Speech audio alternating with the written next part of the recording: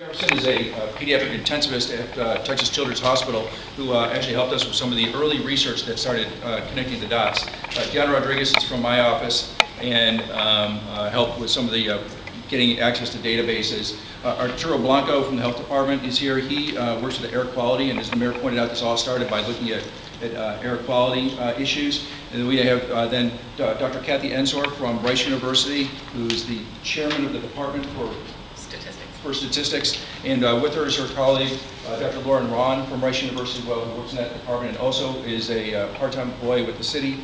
And then we have Ms. Donna Travis from the health department, who has been active coordinating with Felicia Gann and her colleagues with the American Heart Association, and actually getting the rubber to meet the road and getting out there and taking this information and translating it into action. And Don, you may want to talk a little bit about where we've been out in the neighborhoods and making things actually occur as a result of this research.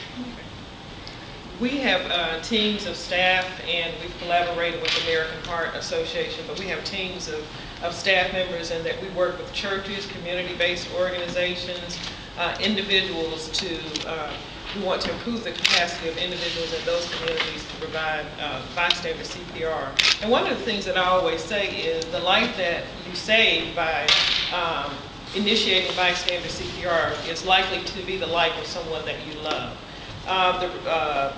The individuals and communities have been very receptive. We are open. We are interested in additional partners, churches, organizations that want to provide this information to their congregations and their communities.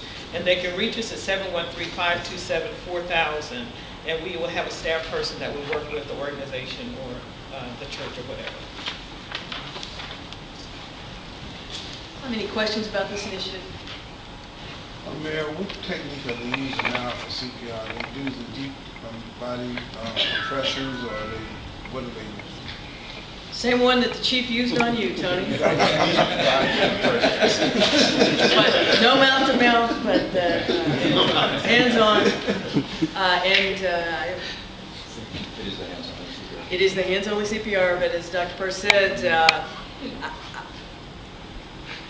I've been to the training a number of times, and we actually piloted a program for mechanical compressions here in the city of Houston, and I went to watch that, and people really have to understand it's not just a light push, it's a huge effort.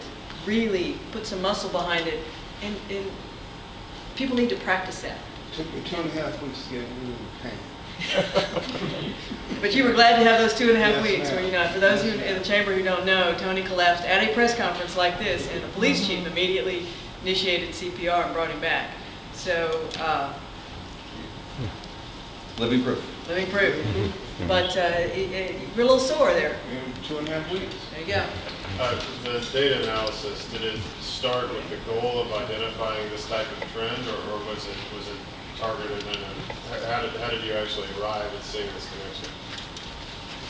So we initially were looking at air quality and comparing with EMS data and looking to see if there were health outcomes that we could translate over to our air quality. The other thing you have to understand is that Houston has a very robust air quality monitoring system, far more robust than most other cities in the nation. So we had information that was not only geographically more refined, but also time, when the air was more dirty than other times. And we were relating it then, and that's when we found that in these particular neighborhoods that there happened to be a higher incidence of cardiac arrest.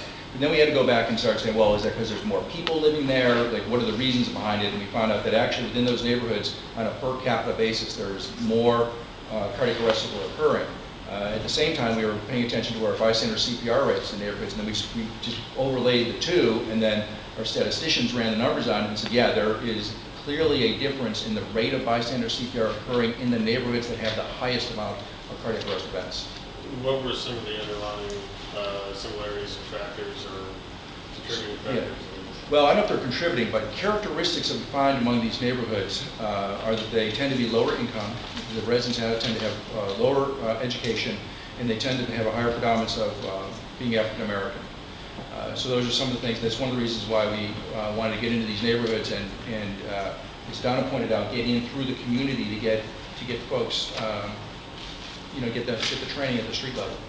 This is not necessarily related to the air quality issue that we're initially looking at.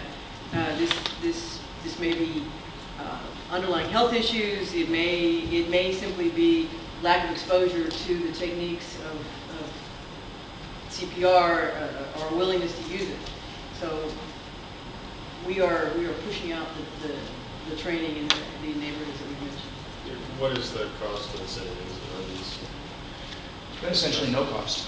Our partners have volunteered. Dr. Ron is a employee of the city, and Travis is an employee of the city, and I'm an employee of the city, so I guess our salaries, but extra added He'll funding. do a few other things. Yeah. But extra added funding, there was none.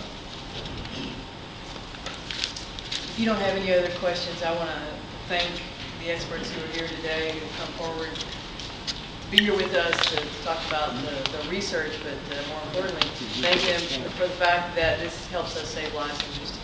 Appreciate it. Can we get Dr. Prush to spell his name for us real quick? Sure. P as in Peter, E-R-S-S-E. If it's purse, they can pick up and carry around. Thank you.